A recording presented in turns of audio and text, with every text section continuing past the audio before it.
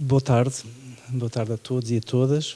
Bem-vindos e bem-vindas a mais uma aula aberta do programa de concertos, conferências, exposições e performances deste ano 2024, intitulado este ano Não Foi Cabral, Revendo Silêncios e Omissões.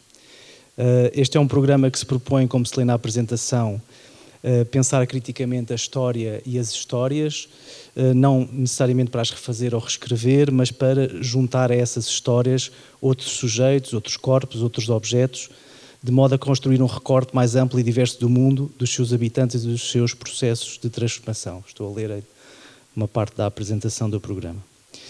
E por isso fazia todo o sentido ter connosco a Margarida Cardoso, que é uma das mais importantes cineastas portuguesas da atualidade, uma das artistas que no cinema português mais tem feito através dos seus filmes para inquirir acerca dessas omissões históricas, num processo que é também, num movimento que vai sempre do individual ao coletivo, ou muitas vezes do individual ao coletivo, de questionamento pessoal para um conjunto de perguntas que o seu passado, com uma forte relação a Moçambique, lhe deixou como motores de curiosidade, procura e criação. A obra da Margarida permite elaborar talvez um mapa de questões que o passado colonial deixa por responder ou coloca para responder. Por exemplo, só dando algumas ideias, por exemplo, o papel do cinema como instrumento de libertação e independência ou como dispositivo de manipulação e maquilhagem, o profundo desarranjo interior, a dor, provocados pela experiência da guerra colonial, com múltiplos efeitos violentos, inclusive nas relações amorosas ou na reconstrução de uma noção de identidade. Em terceiro, ainda sobre o que muda e o que permanece no espaço da exploração comercial e capitalista do Ocidente face aos países que a custo conquistaram as suas independências. Ou, por último, a invisibilidade face a muitos dos aspectos tidos como centrais no trauma, ferida da escravatura, nomeadamente ao nível do desenraizamento e da separação entre as pessoas. Farei então, com base nestas questões, também agora uma breve apresentação do percurso e da obra da Margarida. A Margarida nasceu em Tomar e foi viver aos 3 anos, se eu me enganar alguma coisa depois corri. E foi viver aos 3 anos para Moçambique, quando o pai, militar da Força Aérea, foi chamado para uma comissão nesse país e acabou por se estender até 1974. Então ela foi com a irmã, a mãe, a avó, acompanhando o pai, ficando a viver isoladas em cidades do centro e do sul, como a Beira e Lourenço Marques, hoje Maputo. Quando regressa a Portugal, estuda fotografia, imagem e comunicação audiovisual na Escola António Arroio, começa a trabalhar no cinema como fotógrafa de cinema, de cena e assistente de realização entre Portugal e França, tendo colaborado com vários realizadores, como Edgar Pera, Inês Medeiros, João Botelho, Joaquim Leitão, Solveig Nordlund, etc.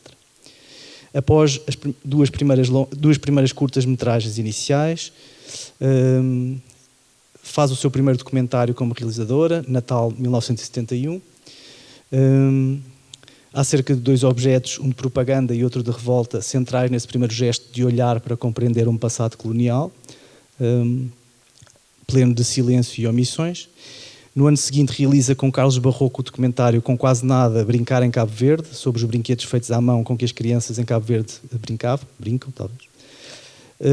2003, Margarida realiza Cuxa Canema, O Nascimento do Cinema, um documentário sobre a criação do Instituto Nacional de Cinema em Moçambique, após a independência do país. No ano seguinte estreia a sua primeira longa de ficção, A Costa dos Murmúrios, que adapta um romance de Lídia Jorge com Beatriz Batarda e Filipe Duarte, filmado em Moçambique e que vence vários prémios, nomeadamente no Festival de Locarno ou nos Caminhos do Cinema Português. Em 2005, Margarida Cardoso é condecorada pelo Estado português com o grau de Comendador da Ordem do Infante Dom Henrique. Na sua produção seguem-se vários documentários, com destaque para Era Preciso Fazer as Coisas, 2007, sobre ensaios de uma peça de Chekhov, o Tio Vânia, e para Licínio de Azevedo, Crónicas de Moçambique, 2011, sobre o mais conhecido cineasta de Moçambique. 2014 é o ano da sua segunda longa-metragem de ficção, Yvonne Kane, também com Beatriz Batarda, que aborda já um período pós-colonial, com todas as suas transformações e dúvidas. Um filme que vence o Festival Caminhos do Cinema Português e que é duplamente premiado para os prémios da Sociedade Portuguesa de Autores. No ano seguinte, 2015, a Universidade Oriental de Nápoles cria um centro de investigação criativa inspirado nos seus filmes e já de 2019 é Understory, que pudemos ver aqui ontem no Cineclube, aqui da Escola das Artes. Um belo documentário acerca da produção do cacau em São Tomé e no Brasil. Em 2022 podemos ver a vídeo O Tempo de Cita Valles, sobre a jovem médica e revolucionária antifascista angolana, que morreu muito cedo em circunstâncias terríveis.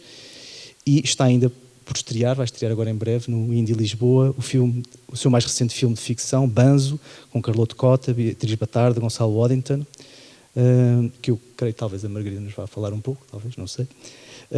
Paralelamente à criação, a Margarida leciona desde 2005 na Universidade Lusófona, é tutora do mestrado Doc Nomads na Mobile Film School e é professora de mestrado aqui na Escola das Artes.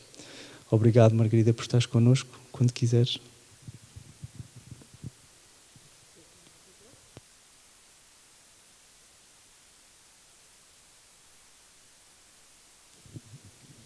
Obrigado. Primeiro queria avisar-vos que eu tenho estado com alguns problemas respiratórios e então só recuperei esta semana, então estou com esta voz de cana rachada. Vou tentar falar não muito rápido porque ainda estou em recuperação e espero que não me prejudique a sessão. Queria agradecer à Escola das Artes por este convite e também por este tema, Não Foi Cabral, revendo silêncios e omissões. Silêncios que eu acho que é um tema e uma palavra que me aparece muito quando eu falo dos meus filmes e quando falo do meu percurso.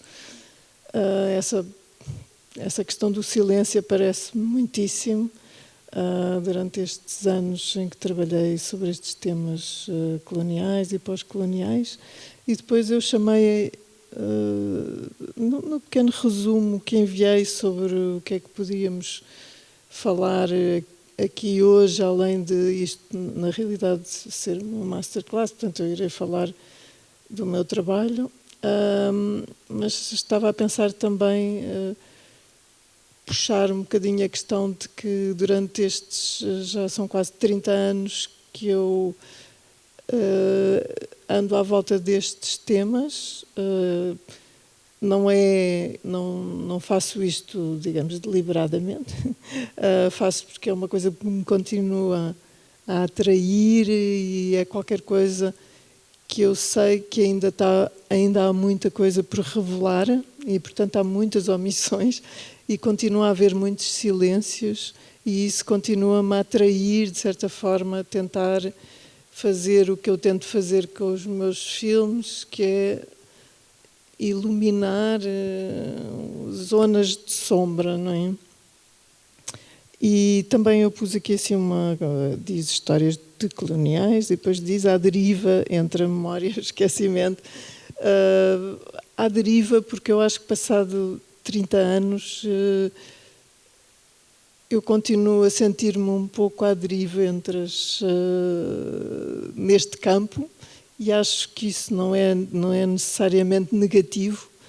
Acho que as coisas, que o facto de não termos muitas certezas e às vezes quanto mais exploramos os temas, quanto mais criamos objetos, às vezes mais dúvidas temos e eu sou uma pessoa que dá muito valor a isso, a poder ter dúvidas e a continuar a explorar as coisas.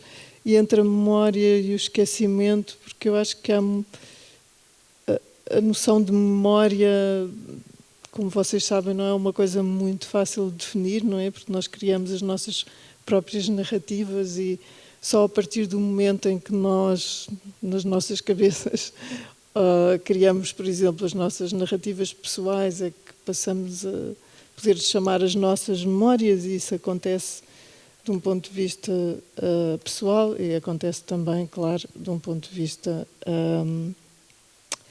mais global, da forma como contamos as histórias, e o esquecimento, que eu acho que também é uma coisa que se tem vindo a revelar ao longo do tempo que eu tenho andado a explorar estes temas. Também tenho chegado à conclusão que há que há coisas, que há, nem tudo pode ser iluminado, que há assuntos e que há temas e que há situações que irão ficar para sempre na sombra. Lembro-me sempre que uma vez fui visitar umas grutas nos Estados Unidos que se chamam, não sei se vocês conhecem ou se já ouviram falar, porque é as grutas que têm mais morcegos no mundo. E assim, ao fim do dia, as pessoas ficam lá para ver sair os morcegos todos das grutas. E nessas grutas havia uma exposição de um fotógrafo muito famoso, americano, dos anos 40, a quem comissionaram, portanto, deram a tarefa de fotografar as grutas de Carlsbad. E o senhor, então, levou umas grandes luzes para dentro das grutas, que são maravilhosas, e tirou umas fotografias e ficou muito desiludido e em vida nunca quis que aquelas fotografias fossem mostradas porque naquela gruta não fazia sentido, a partir do momento em que se projeta uma luz sobre determinadas coisas que existem, se calhar elas não deixam de existir como são e passam a ser outra coisa. E durante este período em que eu tenho vindo a trabalhar sobre estes temas, tenho chegado a essa conclusão que tenho escolhido entre o que é que não deve ser iluminado e o que é que para mim precisa mesmo de ser iluminado. Eu comecei, como o Carlos fez uma pequena apresentação, e é verdade, a minha formação não é de todo uma formação cinéfila. Eu comecei no terreno, digamos, tirei um curso de fotografia e comecei a trabalhar como fotógrafa em estúdios, sempre um pouco fazendo pela vida. Depois comecei a trabalhar como assistente de câmara e, a partir daí, trabalhei 15 anos, praticamente, dentro de um meio mais técnico, se assim se pode dizer. Tive a sorte de ter escolhido um trabalho que eu acho que é o trabalho mais fantástico que há no cinema, que é ser script supervisor, ou anotadora,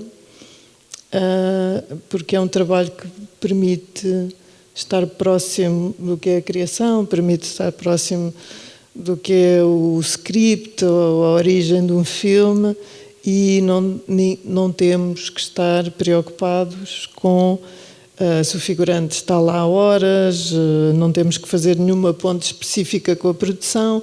Portanto, dá-nos todo um campo para estarmos mais próximo dos realizadores ou realizadoras e podermos estar mais próximas do objeto em si. E também uma coisa que eu aprecio muito e que por vezes não é assim tão boa, porque eu faço praticamente de tudo um pouco, não é? O Understory, eu fiz a câmara, eu faço câmara, faço som, faço montagem. Sempre também esse trabalho da anotadora permitia-me não depender assim tanto dos outros. O que estou a dizer isto não é uma coisa boa. Não. Eu tento sempre lutar contra este facto de ser uma pessoa muito solitária na forma como crio as coisas.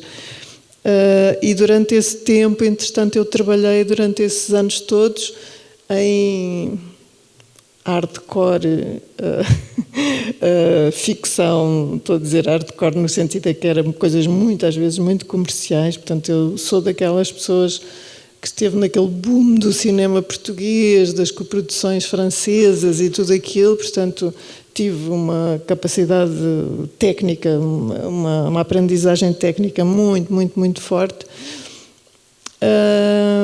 mas tive que realmente sofrer bastante com anos e anos de coisas extremamente que seguiam fórmulas, só para vos contar que muitas vezes nesses filmes franceses, normalmente eram séries francesas, não estou a dizer isto com algum problema com os franceses, mas eram séries francesas e eu normalmente atirava o meu banquinho de script, que era normalmente é também assim uma mochila, não é? Onde tem as coisas. E eu chegava e atirava aquilo logo para o sítio onde era o plano, pum, antes de alguém me dizer. Já porque aquilo era tão uma fórmula que eu já sabia tudo, mas jogava tum, agora é aqui, tum, agora é aqui, tum, tum, tum, porque aquilo era. E durante algum tempo tive também a oportunidade de trabalhar com realizadores, sobretudo portugueses, que eram um pouco mais interessantes do que estes que seguiam só as fórmulas, mas trabalhei muito em ficção. Quando comecei a fazer os meus próprios filmes,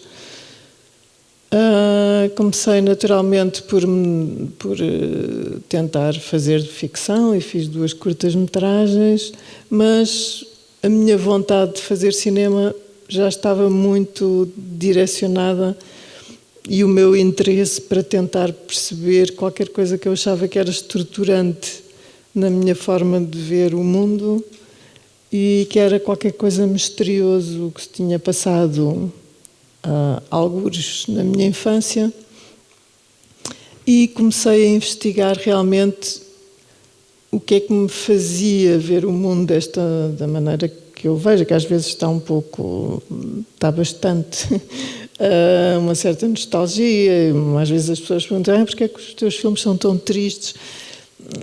Não sei, eu não acho que sejam tristes, mas há alguma coisa que eu gostava e que sabia que tinha que explorar. E então o primeiro filme que eu fiz, que era um documentário, esse Natal 71, foi o primeiro onde eu tentei explorar no fundo essa relação e o que é que se tinha passado nos anos em que eu vivi em África com os meus pais, e toda aquela relação que no fundo tem muito a ver com isso, que é os silêncios, que é depois mais tarde podemos falar sobre isso, porque isso vai no fundo estender-se em quase todos os meus filmes, de certa forma.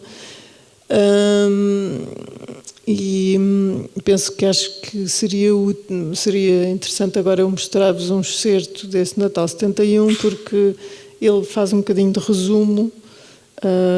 O filme é um filme para televisão, portanto era um documentário que foi financiado pela Arte, até pela Meso, que é um canal de música, porque o filme, como vocês vão ver no excerto, é tudo à volta de um disco, de um LP que foi oferecido aos militares durante o tempo da guerra, e esse LP chama-me a atenção pelo lado mais aquele lado da propaganda colonial portuguesa e a questão da guerra, a maneira como as pessoas falavam disso, mas tudo com aquele tom muito português, de um pouco serôdio, assim, uma coisa, aquelas senhoras do movimento nacional feminino, as fadistas, aquilo tudo, que parece um bocadinho inocente, mas que visto de perto é uma coisa extremamente danosa e violenta, de certa forma, eu acho. Eu vou passar o início, vão ouvir a minha voz de há 30 anos atrás, que não estava com essa ar de cana rachada, e assim também já ficam a perceber um pouco desse contexto. Com esta tirada da Hermínia Silva em estilo Trump, um Portugal great again. Portanto, eu tentei contactar os artistas que tinham participado neste disco. Nessa altura eles ainda estavam vivos, muitos agora já não estão cá, mas falando um pouco também sobre como é que as coisas evoluíram, digamos, como é que eu sinto que que em 1900, eu comecei a fazer este filme em 1998, ele depois só saiu, penso que só está marcado como se fosse 2000, mas nessa altura não se falava muito sobre a guerra colonial, ainda era uma coisa bastante fresca. Também não se sabia muito bem as pessoas que tinham sido testemunhas e que tinham participado e tudo isso também não tinham muito a certeza como se posicionar, era ainda muito ambíguo tudo, e não havendo nenhum objeto um pouco mais estranho como este, porque havia algumas coisas tipo reportagens da televisão, ou, havia muito poucas imagens de arquivo. Eu ainda estive naqueles sítios o exército tinha um arquivo ainda com os senhores que eram os senhores que não sabiam nada de cinema, era o coronel, não sei o quê, que iam lá. Depois, sempre que acontecia um acidente qualquer com um pedaço de 16 nas mesas, eles cortavam e deitavam fora. Eu não sabia se estava a fazer bem em ressuscitar algumas memórias ou se estava a contribuir para que metade dos filmes fossem desaparecendo pouco a pouco. Portanto, e nessa altura também, tentando contactar os artistas, foi mais fácil contactar, mesmo que muitos não quisessem participar porque achavam que a minha perspectiva era de os pôr em causa por terem participado num disco que colaborava com o regime. Mas a maior parte assumiu perfeitamente que colaboravam e assumiu porque é que colaboravam, não é? Da parte dos militares era mais difícil, para já era melhor eu não explicar que queria falar de um disco e da guerra colonial ao mesmo tempo, porque tudo isso fazia um bocadinho de impressão aos militares, no sentido, isso vai ser uma coisa um pouco folclórica. E não estavam a ver muito bem a perspectiva emocional, mas eu acho que o que se passou, que é muito diferente do que se passa agora, é que não havendo muitos objetos que refletissem sobre o tempo colonial, as pessoas todas que eu contactava queriam que num único filme estivesse lá tudo. Eles perguntavam-me, é agora que vamos saber a verdade, é agora que a verdade vai aparecer, é agora que... Mas claro que na guerra todas as pessoas têm experiências diferentes, umas porque podem passar a guerra toda num escritório e outras porque podem passar em frentes ou em vários outros locais, não é? E eu tentava explicar que não seria um filme que contava tudo, seria um filme que falaria de uma coisa específica, e claro que agora todas as pessoas têm essa noção e percebem que essa memória e essa luz sobre essas sombras e essa possibilidade de não omitir algumas coisas e de começar a falar das coisas vem muito da criação de um conjunto de objetos com vários pontos de vista, não é? E isso hoje nós temos bastantes, e também havia essa questão de que as pessoas não querem falar. Eu sempre que ouço, e pronto, eu acabei também um filme há pouco tempo, este Cita Valles, a vida da Cita Valles, é um tema que em Angola me disseram que eu ia ser morta se falasse daquilo, não é? E o filme saiu e não aconteceu nada, senão as pessoas começarem a poder falar sobre o assunto. Mas havia essa ideia de que as pessoas não queriam falar, e eu acho que, em geral, para tudo na vida, o problema não é as pessoas não quererem falar, é os outros não nos quererem ouvir. Quer dizer, para alguém querer falar é preciso que haja alguém que queira ouvir. E isso é todo digamos, um ecossistema que tem que começar a existir, e que começou a existir depois, essa necessidade de se ouvir e de querer ouvir as pessoas, porque falar as pessoas falam. E, portanto, eu acho que hoje não só há essa capacidade de poder analisar o passado já com uma certa distância, como também há muitas pessoas que querem ouvir, e ouvir é uma coisa muito importante. Este foi então o meu primeiro documentário,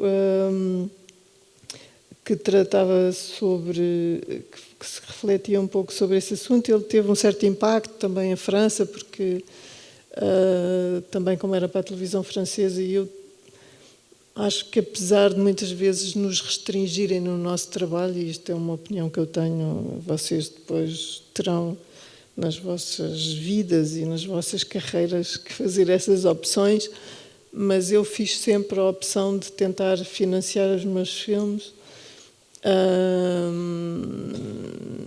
talvez porque tenha tido também um background muito mais pouco sustentado. Eu venho de uma família que, como vocês veem, o meu pai depois, mais tarde neste filme, fala que não teve formação nenhuma e que para ele, quando nos anos 50, falar de política era tipo, a palavra política metia medo às pessoas. Portanto, eu venho de digamos, de um estrato social onde também a questão da sobrevivência sempre foi muito importante para mim. Eu estou a dizer isto, pode parecer um bocadinho estranho, mas eu acho que é muito estruturante naquilo que eu faço. Não só eu faço as coisas porque as quero fazer, mas tenho uma noção muito, muito clara que isto é o meu trabalho. Eu praticamente vivi a minha vida toda de fazer filmes. Não é? Claro que dou aulas, como muitos de nós temos sempre que fazer, mas tentei sempre ter projetos e tudo isso. E neste caso, como no do Kucha Kanema, Nascimento do Cinema, são filmes que são produzidos pela Arte. A Arte é uma televisão extremamente controladora, não é? Portanto, desde os textos a tudo tem que ser duplamente assinado. E eu escolhi muitas vezes trabalhar nesse tipo de ambiente. Nunca me senti muito prejudicada por isso, são opções. Dentro desta ordem, portanto, o que é que acontece a partir do momento do Natal 71? Eu comecei a trabalhar muito dentro desta base, que é oscilar entre o documentário e a ficção. Quer dizer, eu tenho uma grande atração pela investigação, pelos arquivos, por ver imagens, por querer saber coisas. Sou extremamente curiosa e sou curiosa mais no sentido de parece que vou sempre encontrar a resposta para qualquer coisa que eu nem sequer sei qual é que é a questão em si. É esse incómodo, isso que se passou durante o tempo que eu estive, em que vivemos em África, em condições onde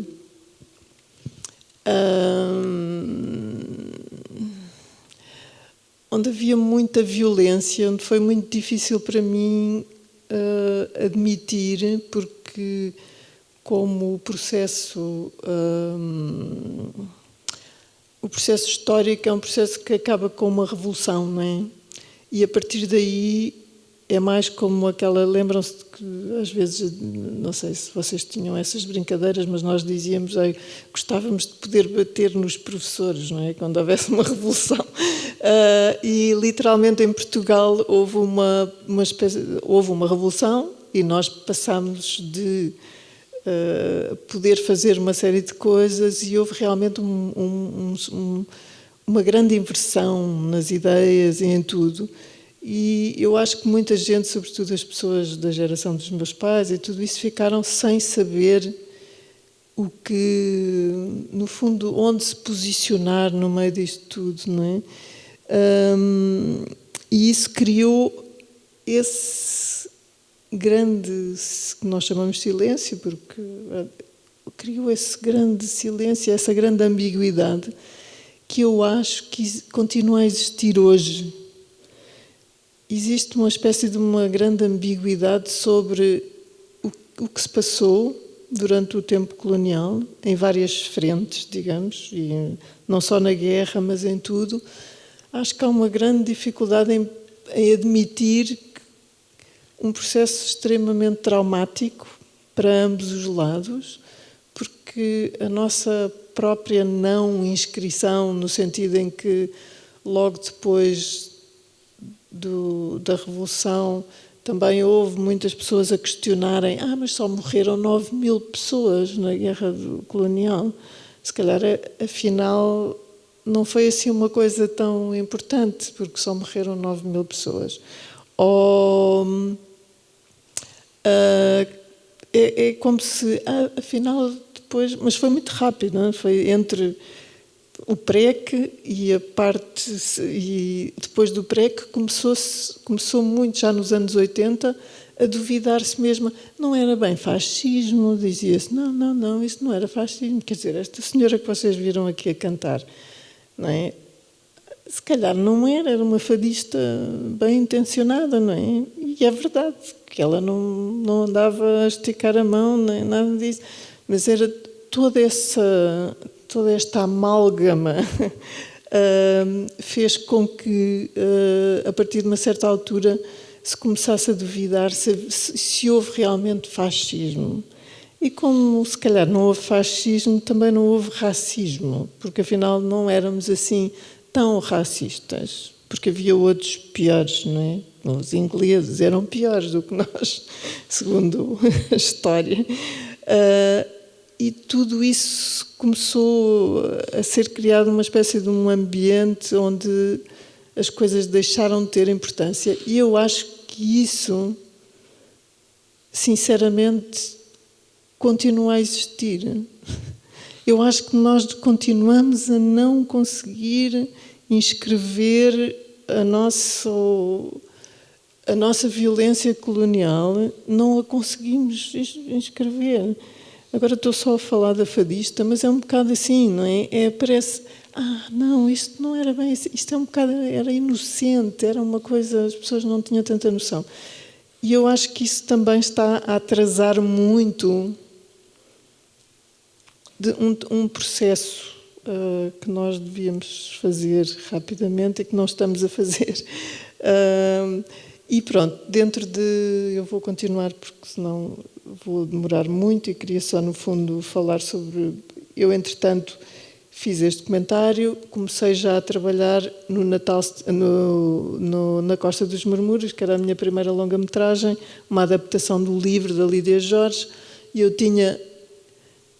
Lídia Jorge viveu no mesmo lugar onde eu vivia, em África, durante 9 anos. Ela é mais velha do que eu, portanto era professora da minha irmã e tudo isso, e quando eu li A Costa dos Murmúrios fiquei, ok, afinal o que eu não consegui pôr numa narrativa porque era uma criança, não é? De repente no livro aparecia aquilo tudo que eu tinha sentido, estava ali, porque ela era muito mais velha do que eu, e conseguiu descrever muitas coisas que eu, como criança, não tinha conseguido pôr no lugar. E, entretanto, eu fiz o Cuxacanema, que não vou mostrar aqui assim, que é um dos filmes que que teve bastante impacto também até no próprio arquivo em Moçambique, mas tive a oportunidade de passar bastante tempo em Moçambique, a ver os filmes do Instituto de Cinema e tudo isso, e a ganhar também uma nova relação com aquele território que tinha sido o território da minha infância, sacudir um bocadinho do lado mais nostálgico mau em relação isto agora é diferente, isto é outro território e tudo isso. E comecei então a trabalhar na Costa dos Murmúrios.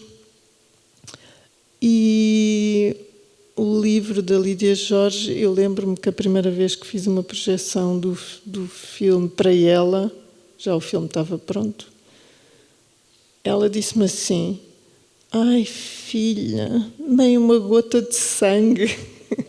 Ok, isto para dizer o quê? O livro da Lídia, além de ser um livro extremamente complexo, e foi o que me atraiu, porque é um livro que no fundo são 2 livros. Um primeiro, que é um pequenino... é um livro, mas é mais pequeno que o outro, que se chama Os Gafanhotos, onde há um personagem que se chama Evita, e essa mulher conta uma história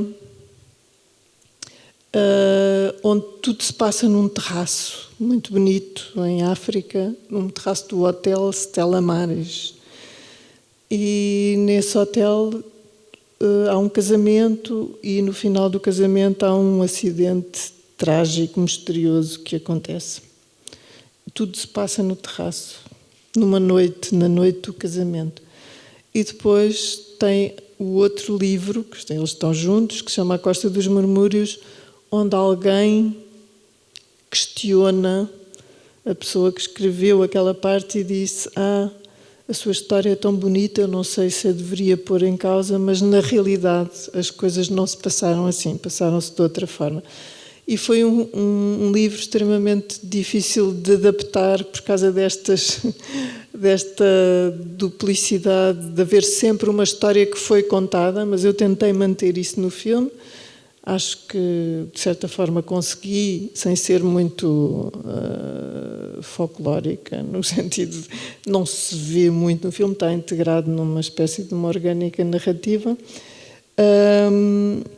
E eu também percebi na altura que a da gota de sangue, porque é que no filme não tem sangue, não é? Porque é que o livro é muito mais violento.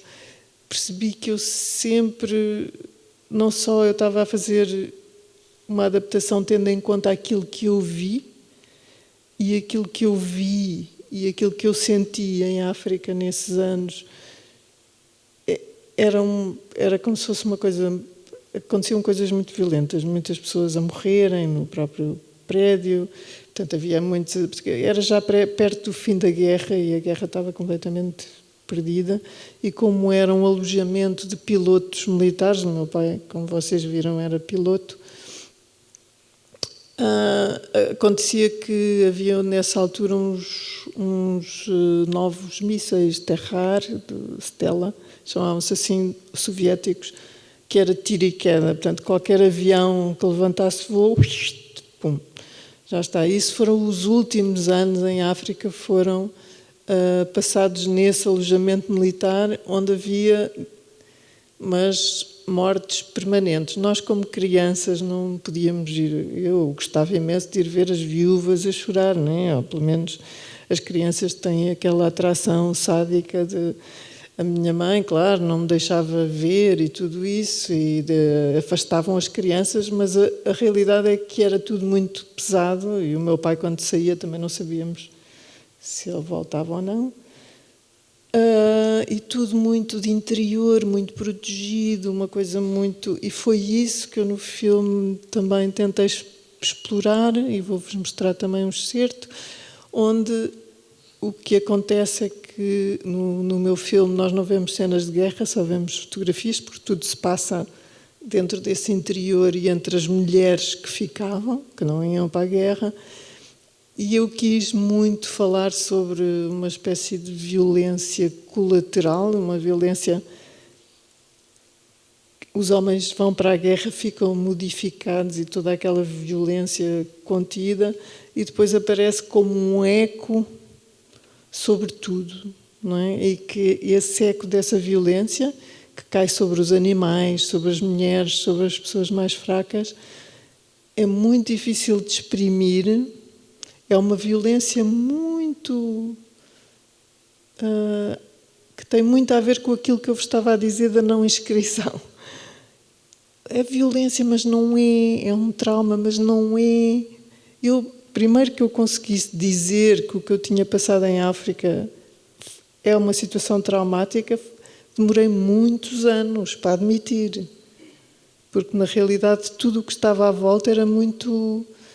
fazia-nos esconder isso, não é? E então eu tentei, com A Costa dos Murmúrios,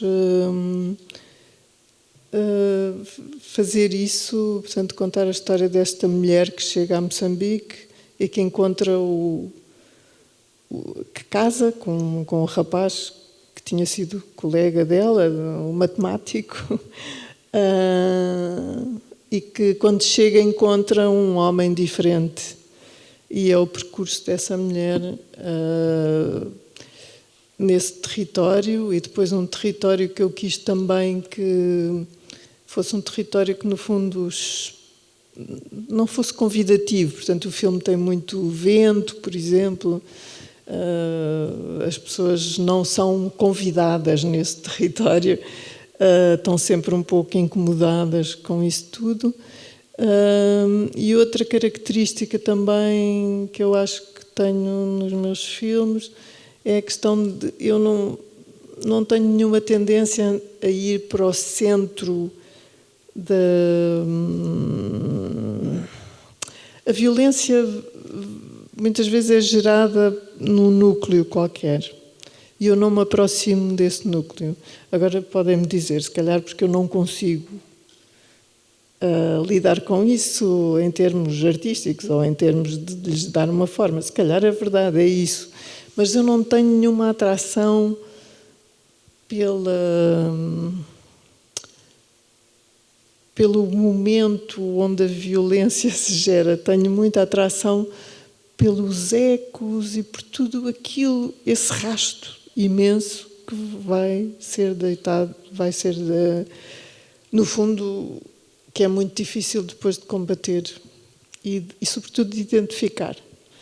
Vou-vos mostrar um bocadinho da Costa dos Murmúrios. É uma cena, a noiva já chegou e vão fazer portanto, o casal que aparece é o capitão, o que vai a conduzir o carro, que é só no início vem a conduzir o carro, com a sua mulher, é o capitão Forza Leal e a Helena Forza Leal. É um casal, e depois a Evita e o seu marido, que vão num daqueles domingos aborrecidos passear em África e fazer o que lhes o gostinho ao dedo, como eles dizem. Vou mostrar agora este excerto. Portanto,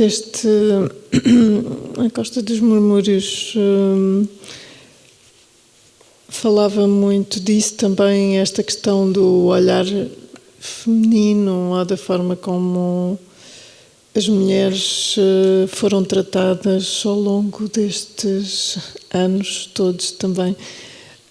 Foi sempre um assunto que me interessou, este assunto da história contada muito por aqueles que não têm muitas vezes acesso a poderem contar essas histórias, e isso acaba por passar um bocadinho também nos meus outros filmes, e a seguir aqui a ter feito a Costa dos Murmúrios. E durante o tempo que eu tive a investigar o Cuxacanema no Instituto de Moçambique, tive também a oportunidade de me deparar com várias questões relacionadas com a luta armada já mais revolucionária moçambicana, e fiquei bastante interessada nas figuras que os movimentos de libertação, a forma como, no fundo, tratavam as mulheres. Havia sempre um lado super misógino em todo lado, mesmo, tanto do lado dos portugueses como do lado de tudo o que era os grupos armados, a própria Frelimo, o MPLA também, todos esses grupos acabavam por eleger, havia sempre o destacamento feminino, as mulheres acabavam sempre por ser uma espécie de... Elas eram heroínas, mas heroínas, isto não é uma qualidade específica por serem países africanos, mas eram heroínas, mas heroínas santas, eram todas santificadas, não tinham nenhum pecado, não eram mulheres sequer, porque não podiam ter nenhuma vida para além daquela que lhes era designada. E dentro desta minha procura, pronto, eu depois fiz alguns outros filmes entretanto, fiz o Licínio de Azevedo, outras coisas, também já em Moçambique, e fiz depois, partindo um bocadinho dessas coisas, das coisas que eu tinha explorado no Coxacanema, tentei criar um personagem de ficção, que é porque esta questão de eu oscilar entre o documentário e a ficção tem duas razões. Uma é porque eu gosto muito de investigar e dessa investigação surgem os documentários, mas depois também a própria linguagem dos documentários. Eu, apesar de ter passado muito tempo da minha vida e continuo a ser professora ou tutora, porque professora é uma palavra assim um pouco estranha, mas tutora na área do documentário, e que eu gosto bastante de documentário, mas eu confesso ter um problema que eu nunca consigo muito bem ultrapassar em relação à própria linguagem do documentário. Eu, por mim, como sou uma pessoa que não tem um grande interesse, não quer dizer que eu não gosto de ver, eu gosto muito de ver filmes que são extremamente observacionais, e não sei se alguém viu o Understory. O Understory tem bastante dessas partes, tem bastante desses métodos e desses profílmicos, mas eu sou muito interessada pela investigação em si, e acho que há algo de muito honesto em ouvir as pessoas, em pô-las num sítio e dizer, fala, ok. Cinematograficamente às vezes não tem interesse nenhum, é verdade. E então eu sinto sempre necessidade de, a partir dos documentários, tentar abordar as coisas de uma outra maneira, de uma forma que na realidade... Isto parece um bocado estúpido, porque não é isto, não é de uma forma mais livre, mas de uma forma onde ficcionalmente eu consiga abranger muitas das coisas que eu não consegui passar através da linguagem do documentário, pelo menos da maneira que eu a percepciono e da maneira como eu consigo fazer, que me dê prazer, não é? Pronto.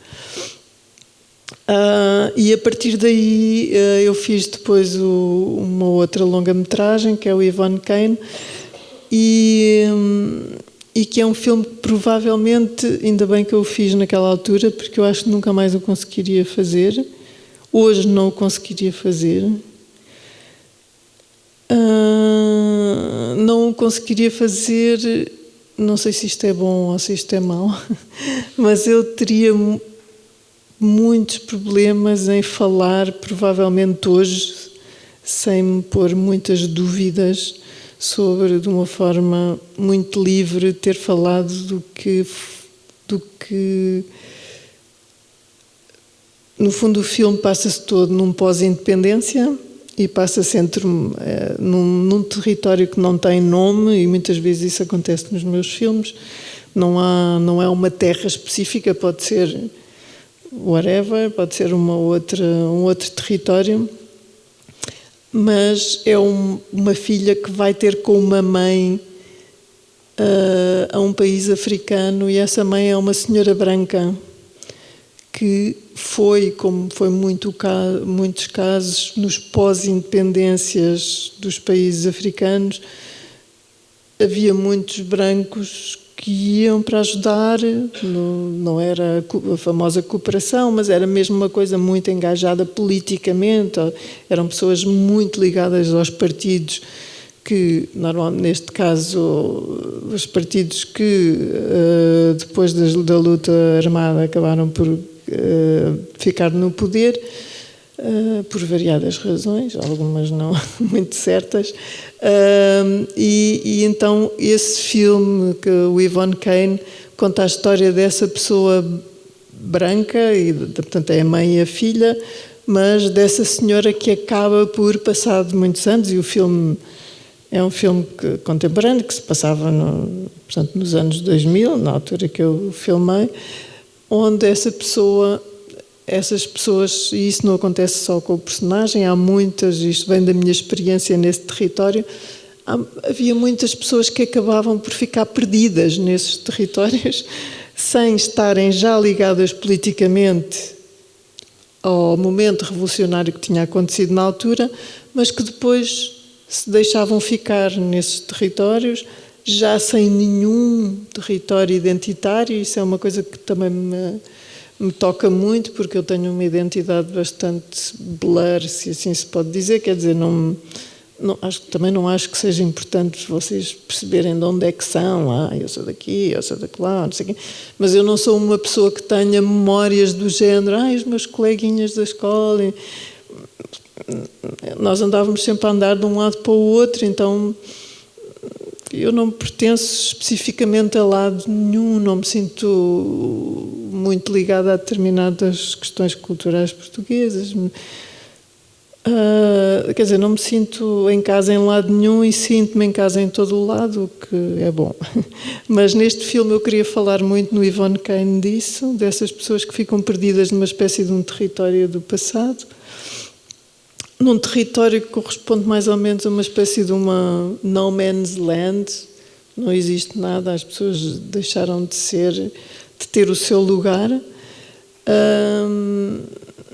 E foi isso que eu tentei fazer com este filme, explorar muito isso e essa questão da memória, do esquecimento, do que é que se enterra, do que é que não se enterra,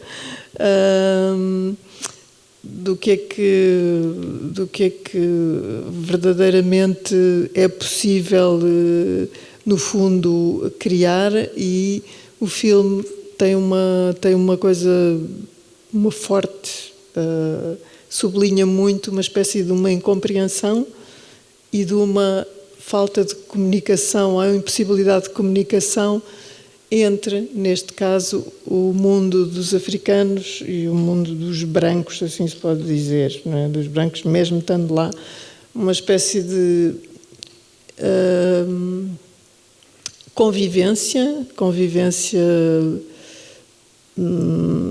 muitas vezes no filme uma convivência bastante agradável, mas cada pessoa tem a sua função, mas no fundo ninguém vai à casa de ninguém, quer dizer, não, ninguém vai à casa de ninguém, não. Os africanos trabalham nas casas dessas pessoas, mas essas pessoas nunca vão à casa dos africanos, não é? Isto é uma espécie de uma metáfora, estou a falar disto da casa, não tem, mas o filme é todo muito sobre essa impossibilidade de, no fundo, arranjar um território de comunicação, e essa impossibilidade vem da natureza do que se passou para trás. Tudo foi tão violento, tudo foi tão difícil de assimilar, que é difícil conviver com isso. Deixa-me ver aqui o tempo. Eu posso mostrar só um excerto. Eu queria só também especificar porque é que eu estava a dizer que já não faria esse filme hoje. O filme teve, na altura, passou bastante bem, ok, tudo bem, mas eu tive várias críticas em relação, e é curioso porque as críticas vêm, se há algum filme que é biográfico, é este, apesar de eu não ter vivido aquelas circunstâncias, mas é um filme onde eu fui buscar situações que eu realmente vi, que aconteceram em frente à minha pessoa. E essas situações, e tanto no Yvonne Kane como depois no Banzo, eu estou mais interessada na subalternidade, de certa forma, do que nas questões raciais. Eu acho que a questão do privilégio é a questão. É a questão mesmo. E claro que tudo o resto tem que decorrer ao mesmo tempo, tudo o que seja, no fundo, a descolonização das nossas mentes, tudo isso tem que correr e tem que acontecer de uma forma provavelmente violenta, porque tem que ser assim. Tem que acontecer dessa forma também revolucionária, onde muitas coisas que são têm que ser deitadas abaixo e têm que ser deitadas abaixo de uma forma violenta, e isso eu compreendo. E há outras coisas que eu acho que temos que, no fundo, deixar aberto, que é a possibilidade de uma certa liberdade de se poder falar de pontos de vista diferentes, não é? E neste caso, eu acho que, por exemplo, o filme foi criticado por empoderar demasiado os africanos. E que a minha forma de empoderar demasiado os personagens negros era uma forma de eu, de certa forma, não me estou a levar isto a peito, estou a falar de eu como entidade branca, a ver as coisas de um ponto de vista branco e europeu, que sou eu, e que esse empoderamento poderia corresponder a uma espécie de uma expiação, digamos, da parte da pessoa que está a criar o objeto, não é? Vamos dar este espaço, mas este espaço... havia mesmo uma crítica de uma pessoa que eu respeito muito intelectualmente e que não tenho nenhum problema por isso, mas que criticava exatamente a única cena que eu vi com os meus olhos, que é uma cena onde uma empregada entra no quarto da rapariga branca, da Rita, entra no quarto, quer limpar e ela está a dormir demais, ou já devia ter acordado, entra no quarto e acorda mexendo-lhe, não é? E diz, olha, também já que estás aqui, eu queria saber o que é que vais fazer com a tua mãe e tudo isso. E eu fui criticada por ter posto uma pessoa negra a tocar num branco. Isto é tipo... desculpa, mas é de alguém que nunca foi à África. Quer dizer, eu quando era pequena, lembro-me muito, e quando era no tempo fortemente colonial, eu lembro-me de haver empregados em casa, onde, por exemplo, as pessoas... o telefone tocava, o empregado respondia e a pessoa do lado de lá não queria falar sequer com o negro ao telefone e desligava. Isso acontecia, casos de extremo racismo. Acontecia casos de eu me lembrar de só ver, por exemplo, a empregada, que em minha casa nunca tivemos empregados, porque a minha mãe, como uma senhora que não tinha formação em ser patroa, não conseguia lidar com o assunto, mas pronto, era uma condição excepcional. Mas lembro-me de ver a empregada que, quando nós passávamos a brincar, a senhora encostava-se contra a parede e muitas vezes de costas. Portanto, e era essa figura dessa pessoa de costas que também me despertou muita curiosidade e muitas... É uma imagem muito forte. Mas tudo o que eu vi, e muitas vezes vi essa intimidade entre as pessoas, e sobretudo no pós-independência, isso acontecia muito, e fiquei assim um pouco admirada com uma leitura tão ferozmente negativa em relação a esses pequenos pormenores. Portanto, o Yvonne Kane é um filme que anda ali assim, um bocado numa zona onde realmente não se está a falar de questões raciais, mas está-se a falar de questões raciais, e se calhar hoje eu teria menos... Eu nunca fui uma pessoa de recuar perante os relativismos culturais, porque eu sempre senti que poderia fazer as coisas à minha maneira. Quer dizer, que eu teria legitimidade, mas penso que hoje seria um filme muito bold de fazer este filme. em relação a isso, em relação à memória, ao esquecimento e ao enterrar coisas, eu vou só mostrar um certezinho, se pode ser, ou é melhor rapar, como se diz. Sim, terminamos. Vou só mostrar um certezinho onde pronto, não tem... É só o final onde, de uma forma simbólica, as pessoas enterram a piscina onde todas as coisas más se passaram e resolvem fazer desaparecer essa piscina.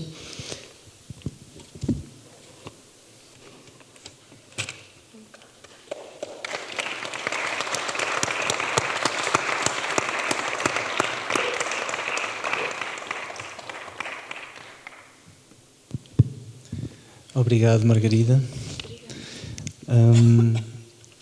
Nós já não temos muito tempo, mas temos alguns minutos para algumas perguntas. Certamente haverá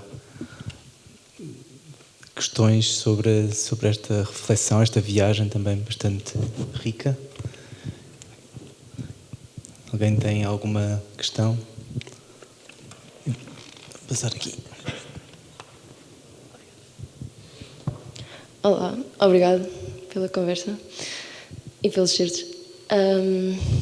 Eu queria perguntar se achas que, de alguma maneira, a dificuldade a que te referiste há bocado em reconhecer a violência colonial se tem a ver com o facto de muitas destas pessoas ainda estarem vivas e de ainda fazerem parte de vários dos nossos seios familiares. Acho que não. Acho que mesmo, imagina, projetando um bocadinho no futuro e pensando que muitas dessas pessoas, porque essas pessoas estão vivas, mas também já estão, por exemplo, o meu pai está numa situação, tem 95 anos, portanto, são pessoas que estão muito fragilizadas já, se não estão mortas, estão próximo disso, não é? Penso que o grande problema, infelizmente, foi não se ter aproveitado melhor quando essas pessoas estavam mais frescas e poder fazer. E contra mim falo também, mas também nem toda a gente tem que fazer tudo, não é? Mas eu acho que mas há bastantes livros e coisas sobre isso. Eu acho que falta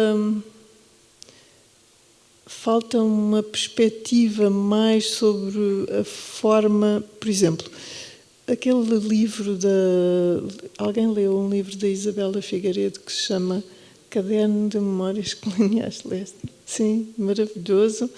E o que é, por exemplo, o livro é extremamente violento, mas assim, eu tentei adaptá-lo como acho que não conseguia fazê-lo em ficção, porque não faz sentido, que aquilo ela ia escrevendo num blog, portanto, são coisas muito fragmentadas. Eu tentei por ficção.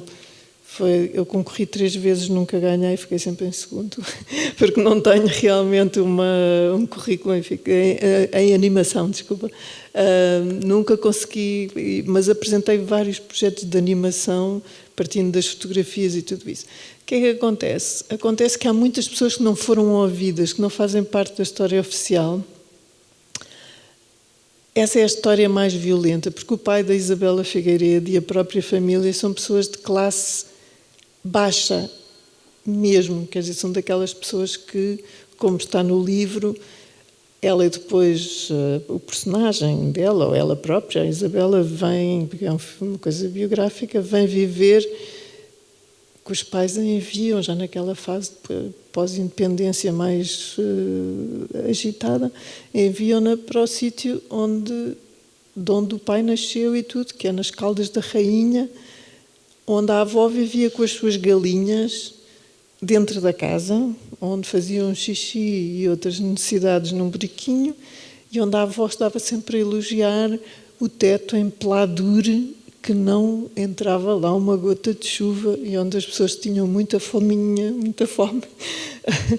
E, portanto, o pai da Isabela vai para Moçambique e lá cria sua coisa de construção civil e não sei o quê, com os seus espíritos, como ela dizia, como ele dizia. E essa história extremamente violenta das pessoas que não tiveram nenhuma importância histórica muito consistente e que nunca foram ouvidas, porque a nossa sociedade é extremamente elitista, extremamente classista, não é? E eu acho que faltou muito ouvir essas pessoas dessas outras classes. Essas pessoas que, como brancos e como pessoas que estiveram lá, também nunca tiveram voz.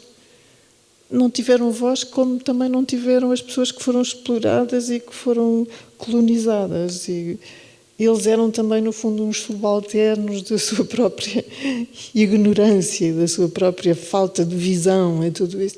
E eu acho que nós não conseguimos contar a nossa história. E hoje não a conseguimos contar nesse sentido e apoderarmos dessa parte mais terrível.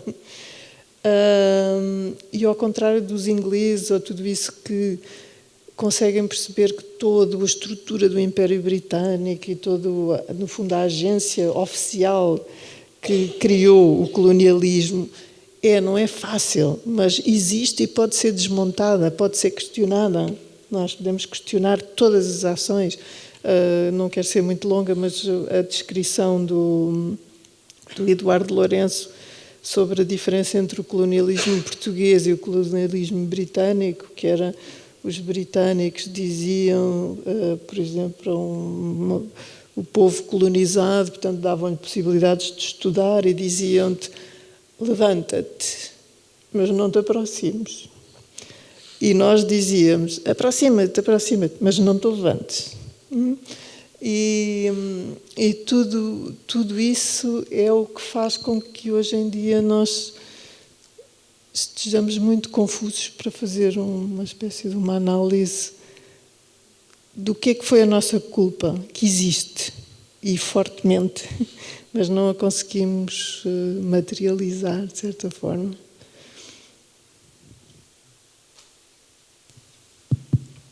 Mais questões? Conseguem passar? Vou passar este, vou buscar o outro. Oi, Margarida. Boa noite. Obrigado pela sua fala, pela sua partilha. Eu não sei exatamente qual é a pergunta, porque, na verdade, várias coisas me afetaram na sua fala, na sua obra, né? Acho que é bastante problemático, de fato, a gente refletir sobre o quanto estas questões étnico-raciais atravessam a obra, mesmo que de forma paralela, e, de certa maneira, atravessam a sua própria biografia, quando você conta, né, que você teve essa infância em África, essa infância durante esse processo tão violento. E aí, pelo menos desses excertos, me desculpa, eu não conheço os filmes só pelo que você apresentou, mas esses excertos me parecem que não trazem tanto a profundidade dessas temáticas, dessa violência, dessa culpa, dessa memória. E eu confesso que quando eu vi o título, né, da palestra sobre as histórias, né, decoloniais ou coloniais, eu queria saber o quanto você imagina, ou quanto você entende, pelo menos, que a sua obra de fato propõe uma decolonialidade, e se ela se propõe a isso, né? Porque eu acho que tem um texto muito interessante do Hal Foster, que chama O Artista Enquanto Etnógrafo, que trata exatamente desse lugar do artista que busca retratar esse olhar do outro, mas que é essencial que o indivíduo esteja localizado e que essa posição, então, também afete essa produção da obra, né? E aí, quando você traz o último, né? Ivone, né? Acho que, pelo menos daquele pedacinho ali, né? Fica evidente também essa tensão étnico-racial.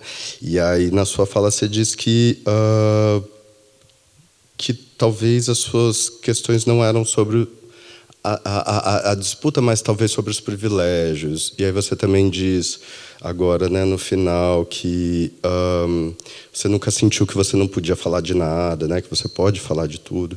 Eu queria saber se existe, por exemplo, esse raciocínio sobre uma busca, pelo menos, né, por uma literacia racial, para entender o quanto esse privilégio também, né, de ser uma pessoa branca que estava nesse lugar de privilégio, que continua nesse lugar de privilégio, como isso atravessa a obra e se existe essa preocupação.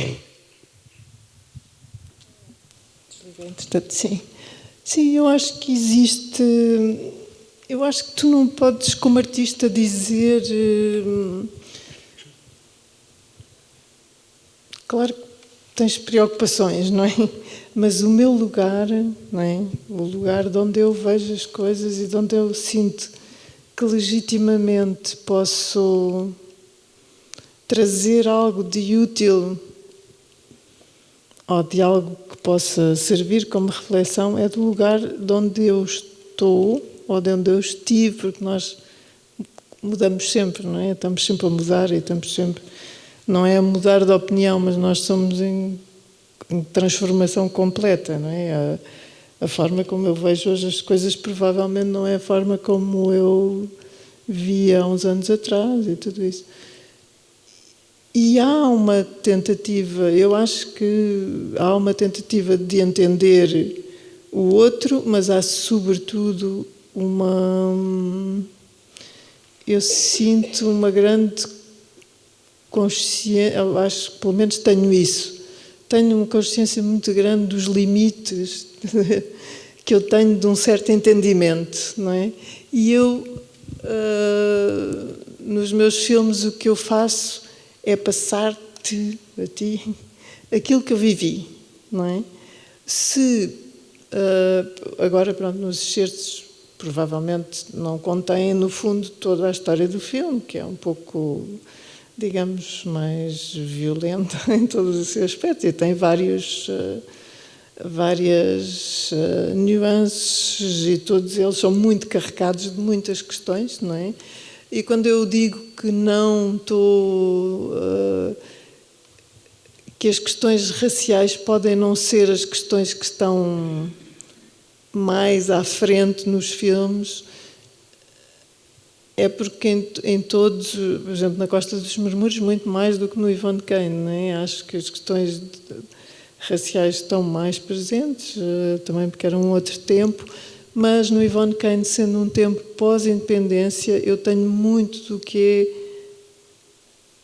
as ambiguidades de tudo o que é um pós-independência, de tudo é que foram as redes de poder dentro dos partidos e dentro dos ex-movimentos, não é? Neste caso isto segue, no fundo, o Ivone Kane era uma guerrilheira, não é?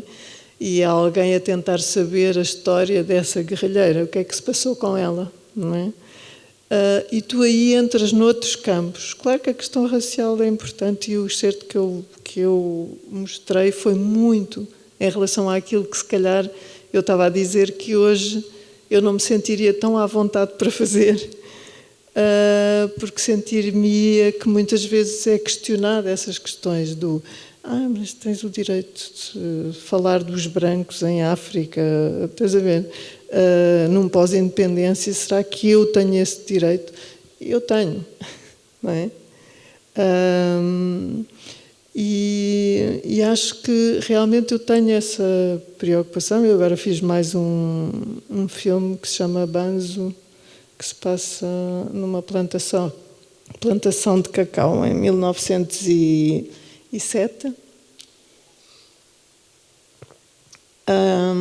E claro que hoje em dia todas as questões de tu te questionares sobre a voz que dás aos outros, a voz que...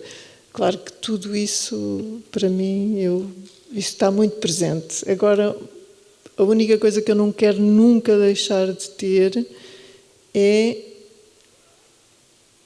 Se eu sentir que não tenho legitimidade para fazer alguma coisa, eu não faço. Se sentir que tenho essa legitimidade e isso pode abrir uma discussão contigo, com outras pessoas, mesmo sobre a minha forma de ver as coisas, sobre tudo isso, acho isso bastante útil.